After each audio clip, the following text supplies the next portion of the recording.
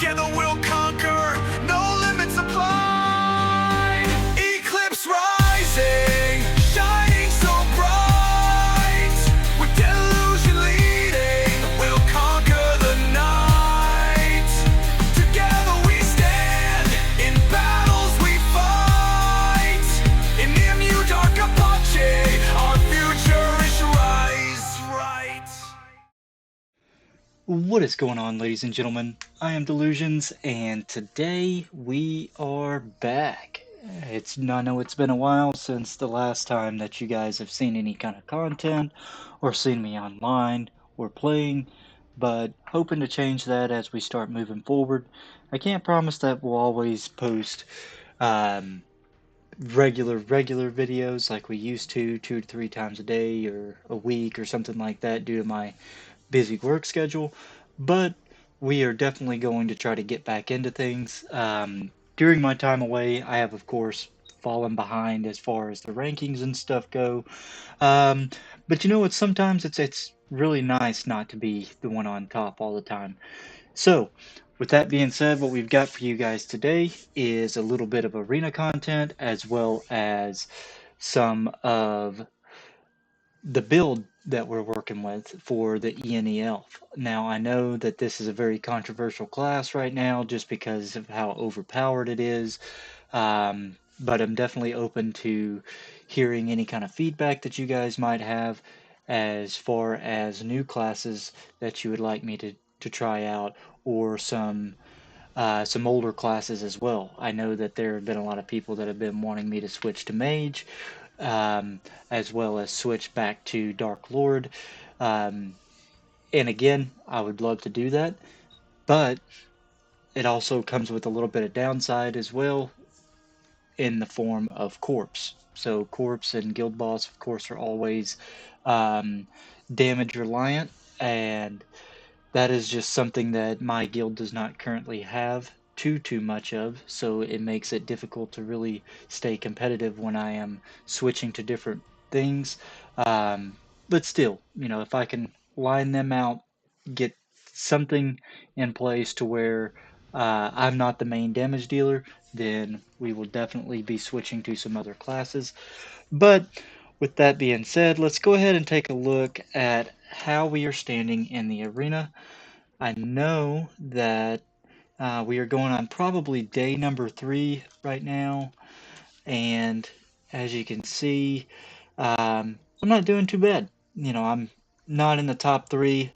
Probably won't be, just because there are a lot of different classes or different players that are really showing out.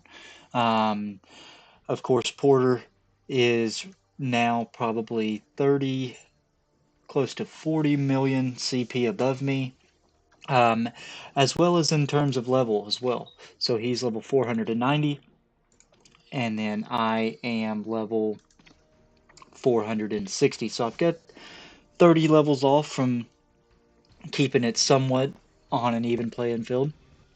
Though it doesn't sound like much, those 30 property points really go above and beyond as far as helping. To stay competitive, that is. So we're going to go ahead, as always, we are going to use some of our stat potions. And then, of course, in the background, we've got optical and illusion, just to provide us a little bit of extra buffs. So let's go ahead and start prepping and getting ready to step into the arena for the first time for YouTube, that is.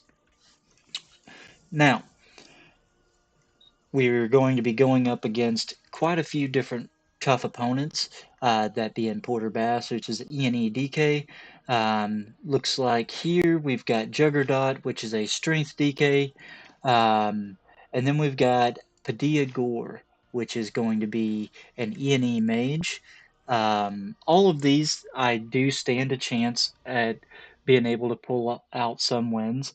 Now, I do know that Porter now has his Phoenix mount, so that, of course, is going to make him much tougher to beat. Um, but hopefully we'll be able to pull out some sort of win, or at least kind of learn from any mistakes that we make along the way. But we've got our our attempts here. So we've got 10 different tries. So let's go ahead and start running through and getting ourselves ready. Before we kick things off, I'm going to go ahead and summon my soldier so that I have a fresh one to go against. As we step into our first match here, I'm going to go ahead and start getting these buffs going from optical and illusion, and then we're going to jump straight in. Alright, looks like we're going up against Croxa, which is going to be another DK. Curious to see how this plays out.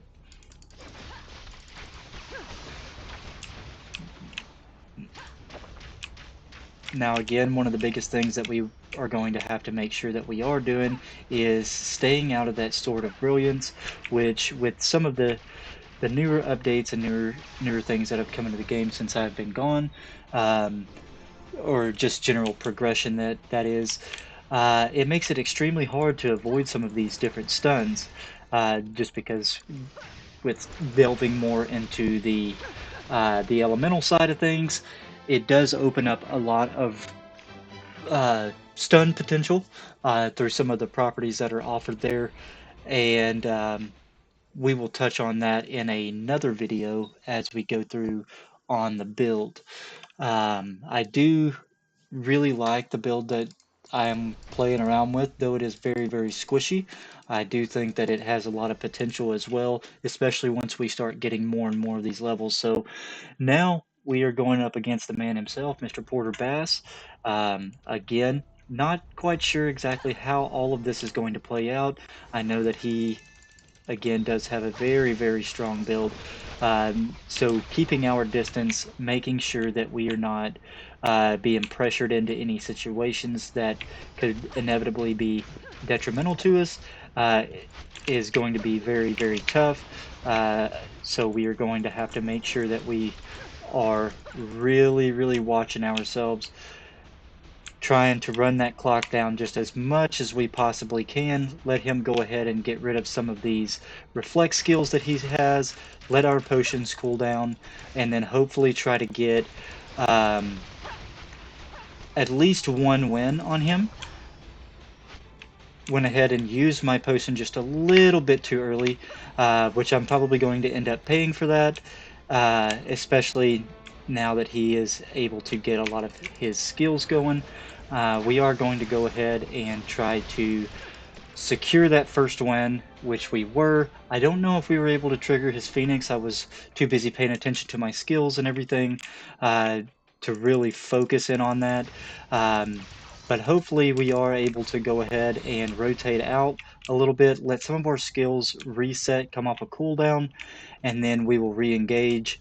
Notice how his movement speed is a little bit quicker than mine is currently, and with that being there, it makes it harder for me to bounce back and stay off in the mix of things. So if we are able to outlast, which we were not, at least we'll be able to start off with our barrel to be able to provide a little bit of stun there. Granted, I don't know how well that is going to work. We are just going to have to try to keep him locked down just as much as possible. And that's what we're going to be looking at as we start going into these later game matches, especially as we start going into level 900, start working even further towards that as well, is just the sheer weight that all of these things are going to be bringing along with them. Our main focus right now is just, of course, to be able to stay alive. Go ahead and let ourselves have the breathing room that we need in order to pull off some sort of victory. Again, it's going to be very, very hard for us to really, really lock in and pull these wins, especially because once he gets a single hit on me, I am usually either locked down, stunned, immobilized, silenced, or I just can't outrun him anymore. But with that being said, I think that we did pretty good. We were able to again take that first win. We've got looks like an upgrade to our ring here, so we'll go ahead and see what's in this chest here. Able to get a few of our arena coins, as well as being able to get a couple levels on our ring. Always welcome that. But as we start going right back into the arena here, we're going to freshen up on our buffs. Of course, with each arena attempt, everything is reset as far as your cooldowns and everything goes. That way it gives you a fair advantage, and you can sit there and go through a little bit smoother, and be able to try and gain more wins. Now it looks like we have another ENE mage here. Again, going to go ahead and try to stall that clock a little bit. Let us get some of our cooldowns, and then we're going to be diving right back in. Always try to lead off with Lightning Shot as ENE Elf.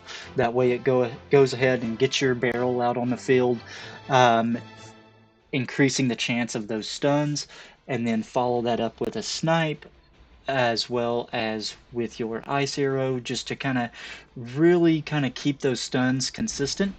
And we can talk a little bit more about that once we start getting into the build itself. But I do know that there are some other contenders that are in this arena lineup that we need to keep an eye out on as well. And that being Padilla Gore and Juggernaut.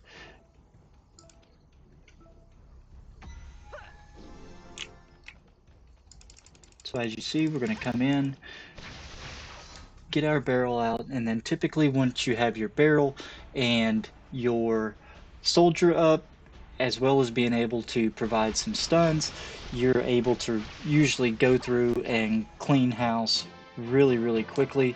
Granted, you are a little bit ahead or evenly matched as far as your CP and everything goes, as well as the level.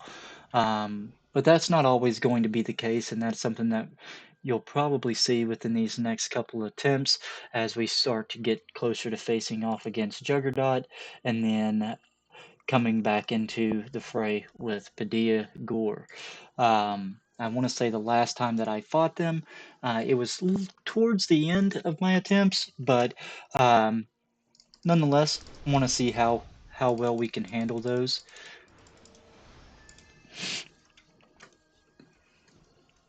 All right, so this looks like Vamp Skater BR.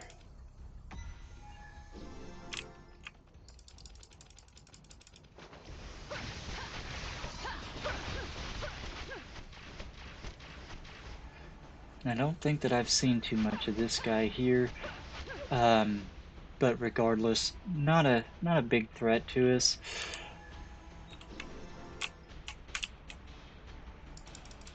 So we'll go ahead and lead off with the snipe, follow it back up with the ice arrow, and then if you're curious as to what skill is right here, that is going to be Tobias, and that most of the skills that you see in my rotations are all going to be on auto anyways. And the reason being behind that is, until I get the build that I want, I won't focus so heavily on having a full manual skill roster or rotation. So it just makes it so much easier to keep things on auto when we're starting to talk about corps and build testing and stuff like that. But as mentioned before, we've got Padilla Gore. Again, this is going to be an ENE mage, and we are definitely going to want to reset our soldier there. Try to get our barrel out just as quickly as possible, follow up with that ice arrow, and then we're going to just create some distance. Just like we did with Porter, we're going to try to create a little bit of gap in between myself and him, let some of our skills come off a cooldown, especially the ones that we know that are going to end up stunning. And then it just gives us another opening to be able to go through and start dishing out more damage. As you can see, I'm taking even more damage, which goes ahead and triggers my immortality, so I don't have very much room to play with. I'm not quite sure if this guy has a Phoenix, but I'm sure we probably will get to find out at some point in time. But for now, we need to worry about staying out of that poison, staying away, uh, and decreasing the chances of getting stunned. Um, because again, that's going to be some of our biggest downfalls. Is just because we are so squishy, we don't have a lot of survivability in forms of um, being able to recover a lot. Because again, as I'm going through with these different build tests, it makes it extremely hard to maintain and test out new things when I need to focus so heavily into the defense tree, which again, once we get into the build that we're currently working on, you'll start to understand what I mean by being able to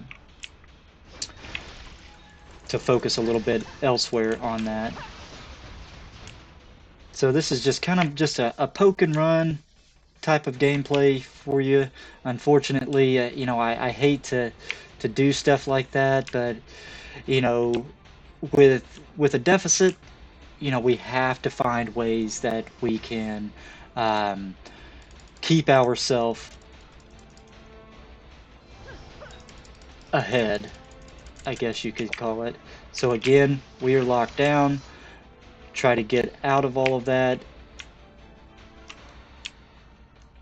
Since we blew through our potion, as well as another one of our survivability skills, we are just going to have to try and stall this out just as long as we can. I don't think that we're going to have the opportunity to do that, just because, well, we actually might, but it is going to be very close, um, because if I am not able to get my potion back within this 10 seconds here, or be able to grasp any of the skills that I need to perform some stuns, then of course we're going to be locked down. So this may be a cheap way to win a match, but at the same time, if you're outmatched, you do what you have to do to survive, and that's exactly what we're going to be doing. Um, no one said life is fair, and those that have never really lived. So with that being said, we've got 4 more matches to go. We're going to go ahead and start running through our buffs again and kick this next one off.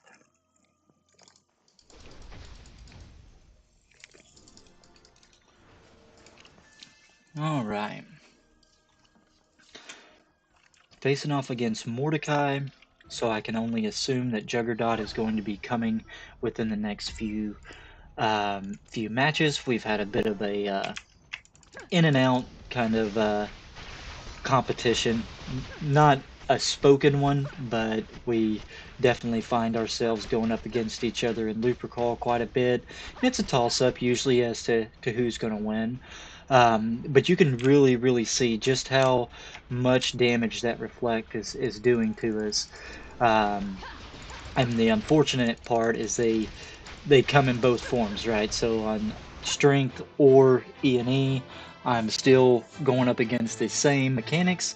Um, just strength leads off with a much longer stun. But again, I think that we're doing pretty good. We managed to make our way into that top spot. There's no way in this world that we will be able to maintain or keep that top spot, but still nice to see.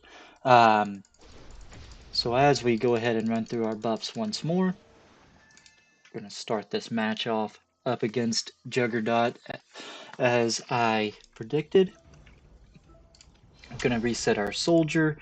Go ahead and get our auto going so that way we're not getting stuck. Now you'll notice that this guy has some very, very fast movement speed, and our big thing is going to try to be not really just to avoid, because again it is going to be extremely, extremely hard, but we do need to focus on not getting caught up in his sort of brilliance, and we need to really, really make sure that we are able to avoid some of his reflex skills, because again, regardless, they are going to be using them, and unfortunately we were unable to do so. But because of this guy's movement speed, it is going to make it extremely, extremely hard to outpace him. So the only thing that we really, really have now is just going to be actually getting a kill. And unfortunately, we were just not able to do that.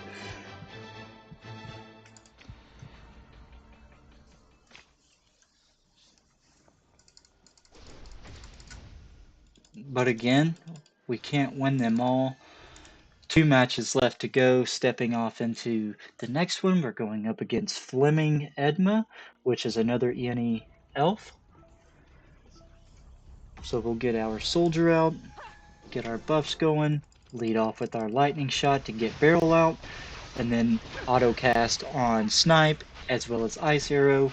And as you can see, it's keeping him locked down for the majority of the fight, but it's not always the case when you start talking about these higher investment, higher CP players, just because there are a lot of mounts, there's a lot of other different stats and equipment that will turn around and support them on their crowd control resistance, and make it much, much harder for us to be able to lock them down. But towards this second fight, you know, you can obviously see that he was lasting very much, much longer. So I think this next match should be just a very quick win.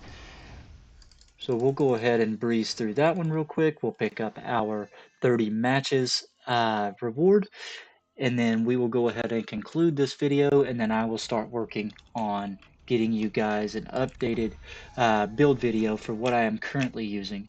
It is definitely one that provides a lot of damage. It's obviously, you know, as you can see, it can contend in PvP as well as in the arena. It just depends on how you structure everything, but it is going to be something that is going to take quite a bit of effort to really push past some of these DKs, as well as being able to tackle much higher opponents. So there's our 30 matches in total. We'll get a little bit of reputation. Take a look at the final rankings, setting at 3165 on our battle score, so we'll definitely lose out to Porter. We'll also turn around and end up losing out to Juggernaut, as well as Padilla Gore, and potentially this Croxa guy. Again, we all know the state of the game. You know, you're either one of two classes, and, you know, we are very, very due for a rebalancing of all of these classes in general. Nerf Elf, nerf the DK, and then bring the rest of them up to the same playing field. That way we can get some more diversity within the game, and not pretty much just force players to either switch to DK or switch to Elf to be successful. But with that being said, again, guys, I want to apologize for being away for as long as I have, but I want to thank you for all the support that you have provided, both while I was gone, as well as the support that everybody has shown me on my way back into the game. And with that, I am Delusions, and I am out. Take care, guys.